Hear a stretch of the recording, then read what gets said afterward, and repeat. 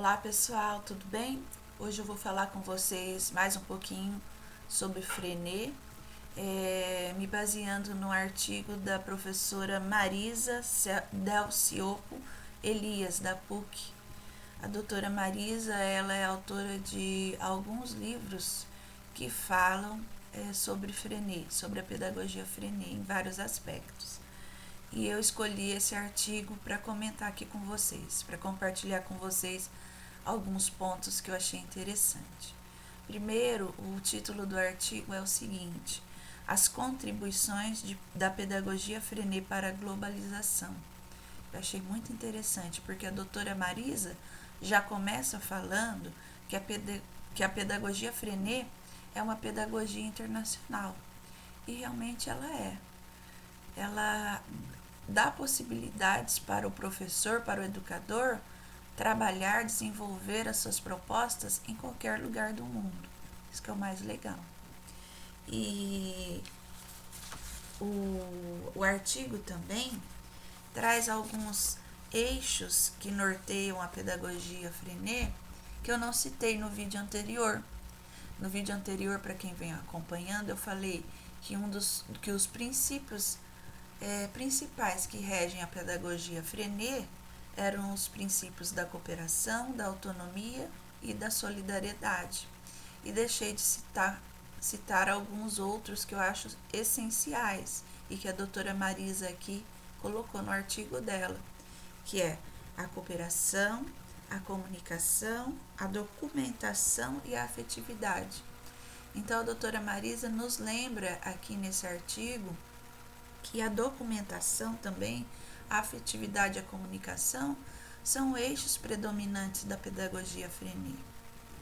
E quando ela cita documentação, nós conseguimos enxergar a importância dos registros que Freinet realizava e valorizava em sua prática. E isso é uma coisa importante.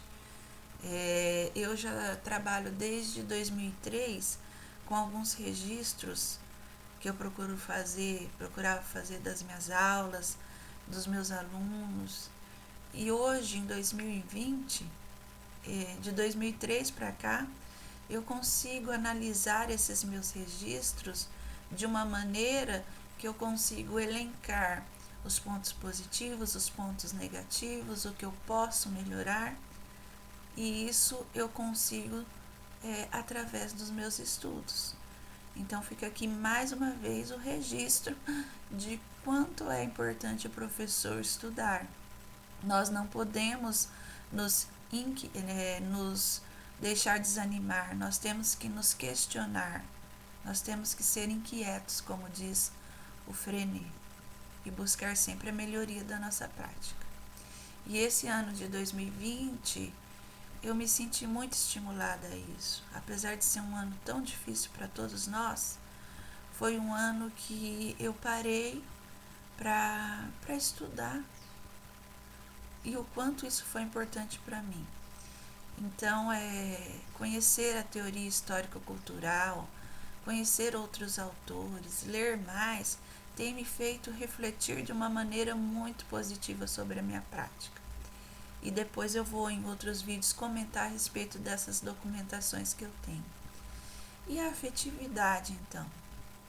Nós não podemos nos esquecer, ela é o elo de ligação entre as pessoas e o objeto de conhecimento. Então eu separei até aqui para vocês, para quem acompanha o meu canal, eu fiz um vídeo sobre a China. E lá eu falo de um trabalho em que nós falamos sobre a China em vários aspectos, e em vários aspectos eu me lembrei da pedagogia Freinet. Vale a pena vocês darem uma olhadinha lá. O vídeo da China, tá bom, pessoal? E eu perguntando a respeito de uma documentação dessas atividades que eu desenvolvi com as crianças, porque eu não tenho mais, eu entreguei ela a uma superiora. E eu investigando os meus ex-alunos para ver se alguém tinha uma foto do álbum, do livro que nós criamos o registro dessas atividades sobre a China.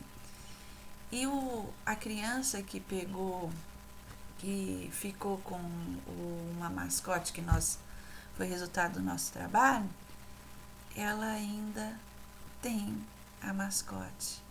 Nessa minha pesquisa com os pais, com os meus ex-alunos, eu me deparei com essa notícia que o Leque-Leque ainda vive. E que a criança, o Davi, aqui eu estou mostrando a imagem dele porque a mãe autorizou, o Davi ainda tem amor à nossa mascote, que foi o resultado de um trabalho que nós desenvolvemos sobre a China.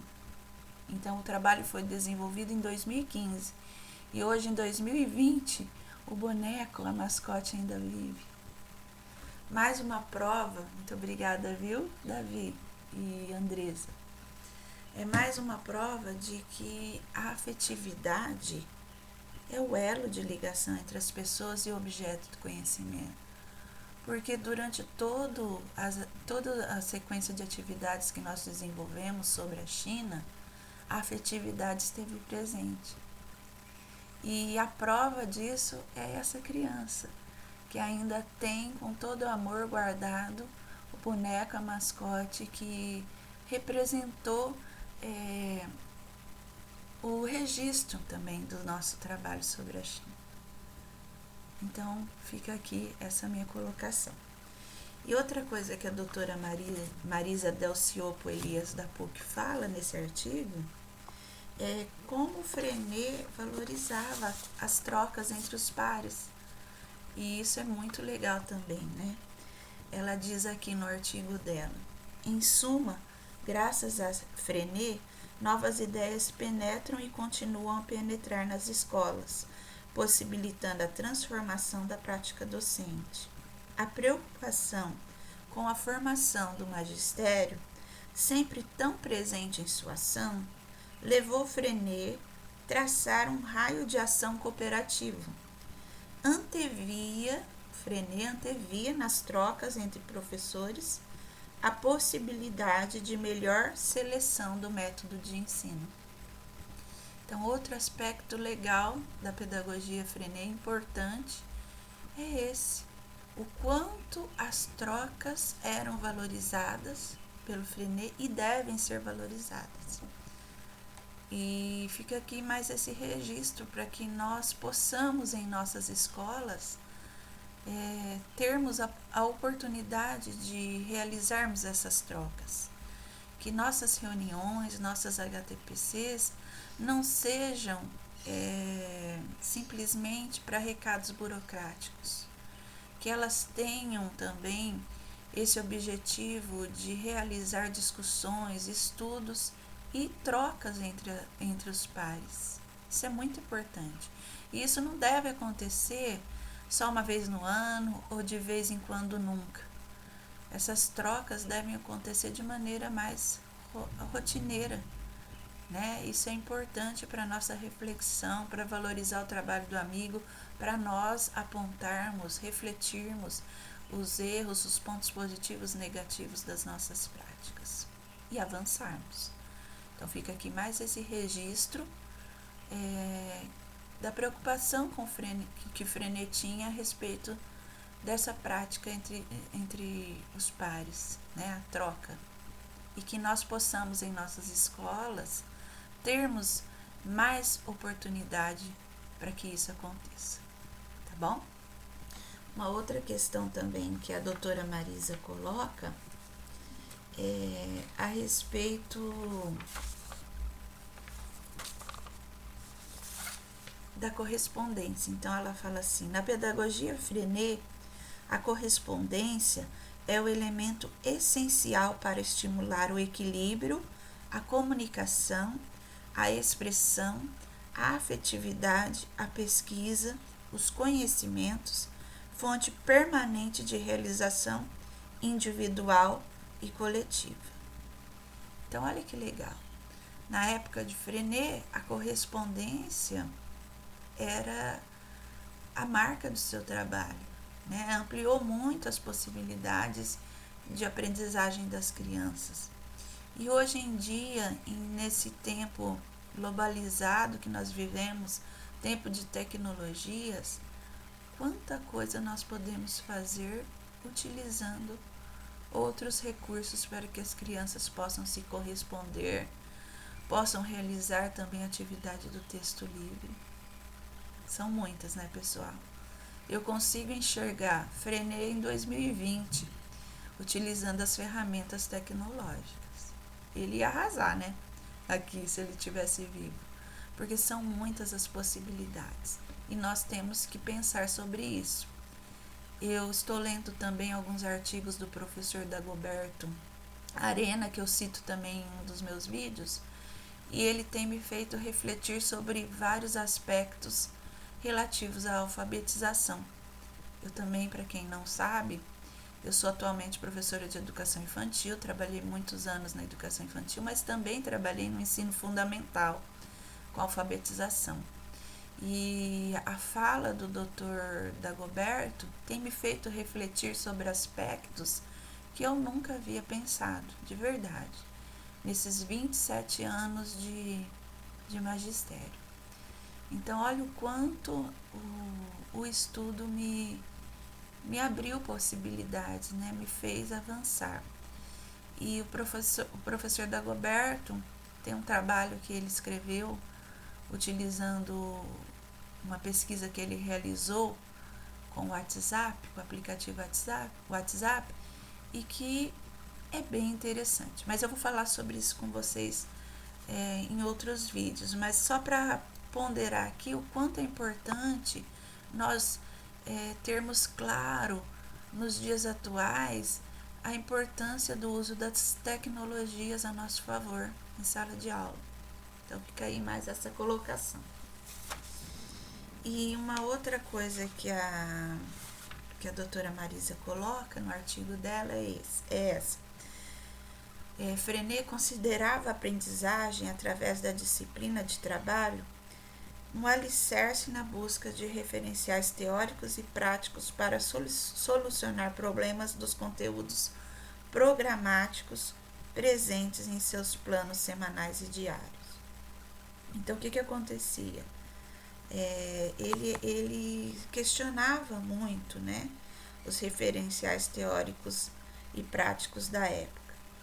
E ele acreditava que somente através do trabalho efetivo do professor, do estudo, das leituras, é que ele teria alicerce, referências, para que pudesse questionar os conteúdos programáticos do seu dia a dia escolar.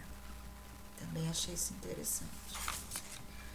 Uma outra coisa que ele fala a respeito do fracasso. Ele fala através da doutora Marisa, né? Freinet defendia que o fracasso desequilibra a criança e que, portanto, o educador não deve simplesmente corrigir, mas ajudar a criança a vencer seus erros, de forma a superá-los.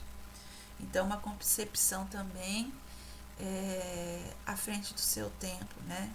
Freinet, quando fala que o professor, que ele defende que o fracasso desequilibra, mas que o educador não deve simplesmente corrigir, mas criar meios para que as crianças vençam aquelas dificuldades, ele fala de uma avaliação do modo que realmente deve acontecer. Nós não podemos agir como no passado, onde o professor simplesmente detectava o erro e seguir em frente. O nosso papel hoje em dia a respeito da avaliação, a nossa compreensão é de que a avaliação é um recurso que nós temos de identificar o que as nossas crianças apresentam de dificuldades e buscar meios para que elas vençam aquelas dificuldades. Então, o Freinet já tinha esse pensamento. Então, sua concepção de educação pelo trabalho se baseia num suporte ecológico, o meio adaptado à vida cotidiana da criança, privilegiando a necessidade de criação e livre expressão. É a pedagogia do movimento, que caminha ao ritmo da vida para ajudar a criança, abrindo-lhe caminhos de acordo com suas aptidões, gostos e necessidades. Então, essa pedagogia Freinet valorizava mesmo o meio, o que a criança sabia, né, as atividades, o trabalho, a livre expressão para que ela pudesse avançar em seu desenvolvimento. É uma outra coisa que eu achei muito legal também. E uma outra coisa que eu queria colocar para vocês é essa questão do cooperativismo, né? O Freinet, ele montou até cooperativas onde ele vendia os produtos locais, né, das pessoas locais, dos produtores locais. Ele tinha muito forte essa questão também da preocupação com o social. Então ele tentava, através da escola, através dos seus questionamentos com as crianças e com as famílias, demonstrar a importância que o papel da escola tem também com as questões sociais. E ele montou essa cooperativa também com esse intuito de cooperar, de ajudar a sociedade local. Então é bem legal isso também. Então é isso que eu vou falar por hoje com vocês, não quero me alongar, hoje é domingo. E mais uma coisa, eu tenho um vídeo intitulado Tratado de Tordesilhas. E eu gostaria que você que ainda não ouviu, ouça. Por que eu falo ouça? Porque eu gravei ele no celular, no gravador de celular. É uma escuta reflexiva que eu nomeei. A minha primeira escuta reflexiva.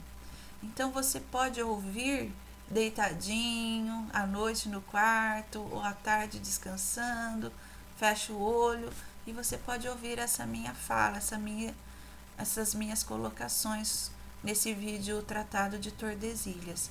Lá eu conto um pouco mais sobre a história de vida do Freinet, sobre a formação dele e falo também de aspectos atuais que me fizeram refletir sobre acontecimentos agora, em 2020, que aconteceram comigo. Então, por favor, pessoal, fica essa dica aí. Vale a pena, escutem lá o Tratado de Tordesilhas e também escrito não escrevido, que eu faço uma reflexão bem importante sobre aspectos relevantes e importantes que nós temos que refletir no dia a dia de nossa prática, tá bom? E não esqueçam, deixe sempre um comentário para mim, tá bom? É importante para eu ter esse feedback de vocês. Muito obrigada, fiquem com Deus e até a próxima.